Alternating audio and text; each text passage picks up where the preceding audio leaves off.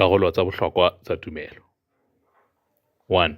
Lemoslemo le dumela ho Mopi a le mong feela, qha, ya re phahametseng, ya senang qalo kapa qetelo, ya matla ohle, seabi sa mahlohonolo.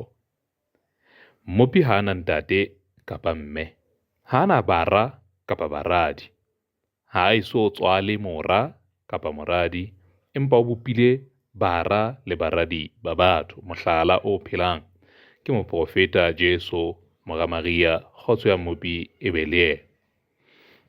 Mopi ha ho ya lekanang le yena, ke Mopi wa batho bohle ba lefatsheng, e seng wa setjhaba se itseng se kgethehileng kapa ona mohlobo. Mopi o hodimodimo, mme o re phahametse, empa o haufiufi ho ba lokileng, ba tibisang maikutlo a bona tumelong e le badumedi. O arabela dithapelo tsa bona le ho ba thusa, o rata ba mo ratang le ho ba tshwarela dibe tsa bona.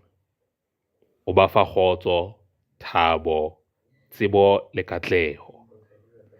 Mopi o bopile motho a mo fa kelello hore a be le kutlwisiso, moya le letswaro, a tle a tsebe ho loka le toka, ho ba le kutlwelo bohloko le monahano o utlwang molemong wa ho ba mosa le batho.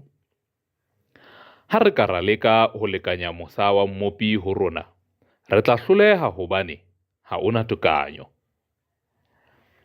Bakeng sa mosa wa hae le mohau wa hae, ha a hloke letho la rona, hobane ha ana ditlhoko ebile o ikemetse.